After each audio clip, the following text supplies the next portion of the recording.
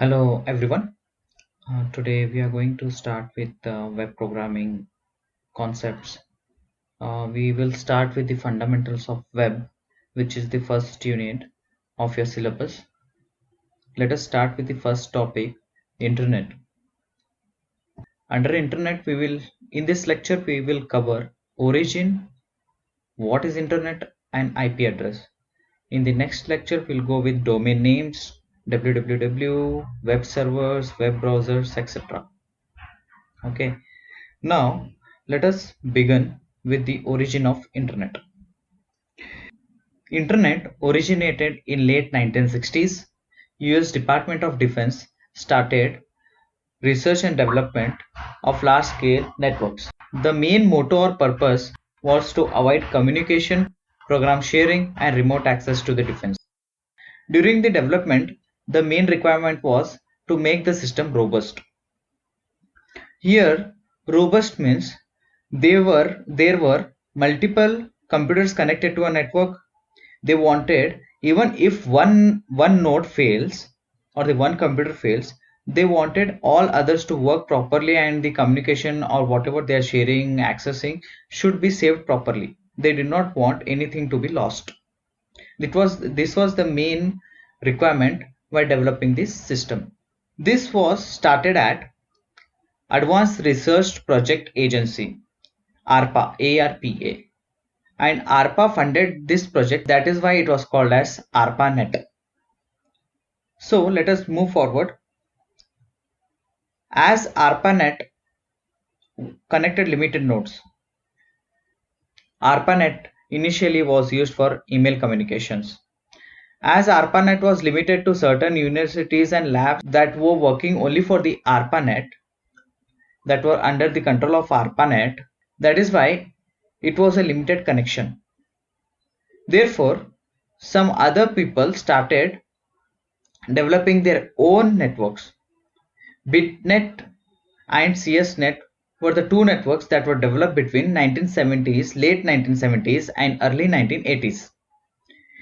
BitNet was started at City University of New York, and their services were file transfer and email, whereas CSNet connected many universities and some of the noted companies during that time.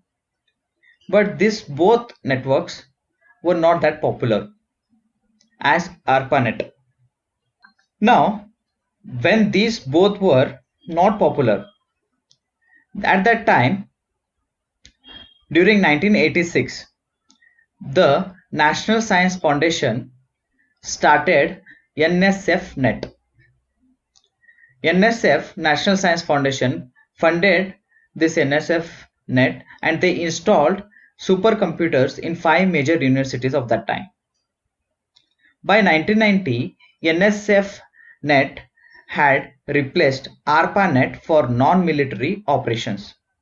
So ARPANET was solely at that time for military operations. NSFNet was used for commercial purposes. By 1992, NSFNet had more than 1 million connections.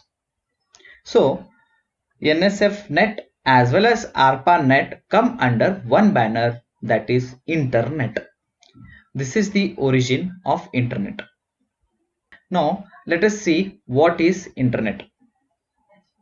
Internet is a huge amount of collection of connected computers in a network.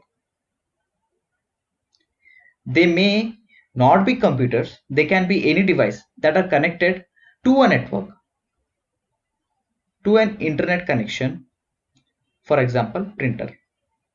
Okay, you might be wondering, how does internet work? How do they communicate? How you get the data from the internet? If you have learned the networking concepts, you would be knowing about a protocol called as TCP/IP. TCP/IP is Transmission Control Protocol, or Internet Protocol, is one of the low-level protocols in network layers. It became a standard for network communication in 1982. It allows a program to communicate between multiple computers. TCP/IP provides a interface which is low level interface. However, there are many other OSI layers which are high level protocols that run on top of TCP/IP. I would recommend not to go deep into TCP/IP. This is just a brief introduction. TCP/IP is completely a networking topic. So web technologies does not need much deep information on TCP/IP. Just know that TCP/IP is a standard communication layer used for internet communication. So you might even think that how our devices, multiple devices are connected to a internet. Now at your home itself, if you have an internet connection, you have an ISP provider, internet service provider, who has a connection to your router. Your router has LAN connection as well as wireless connections. You may connect LAN to your computer, laptop. You may connect via Wi-Fi to your TV and mobile phones. So a single network is managing multiple nodes or multiple devices. This is actually internet. Internet is actually a network of networks rather than a network of computers. It is not only connecting the computers, it is connecting multiple devices, different kind of devices. So this is called as internet. So how does internet identify this device is different? The way you have unique identity in the form of Aadhaar, internet devices connected to the internet also have a unique ID. Just remember this simple concept of internet. Now, what is internet protocol or IP address? For us, internet nodes are identified by names. Here, internet nodes means, I will give you an example of google.com. If you go to Chrome browser and type www.google.com, this is the name which you know. Okay, for computer, internet nodes are identified as numeric addresses, but the computer, when you type it as google.com, the computer reads its IP address, not www.google.com. Okay, for example, similarly, if you see in programming, if you have gone through C programming in previous semester, you have used variable name a is equal to 10, b is equal to 20 and all, but a is equal to 10 is which you see, but computer stores it as the memory address. It uses memory address to store a is equal to 10. It doesn't know what a is, what 10 is, but it uses only the memory address to read it.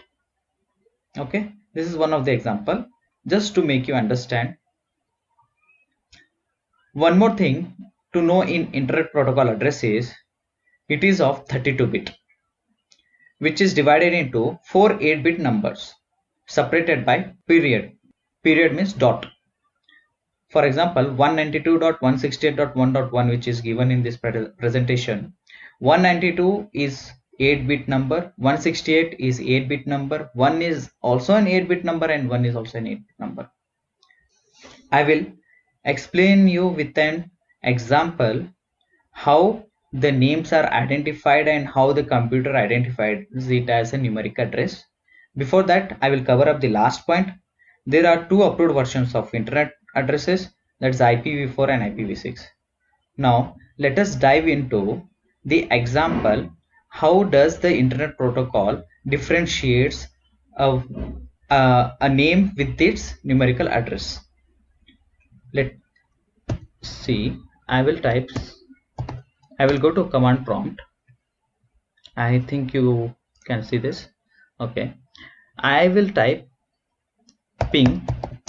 Let us go with www.google.com. See, when I click enter or when I press enter, it is going to read www.google.com's addresses. You can see that if you see here, this is the IP address but we gave name because we know name, we don't know IP address of google.com. See, if I copy this, okay, if I copy this, let me copy this. Oh, come on.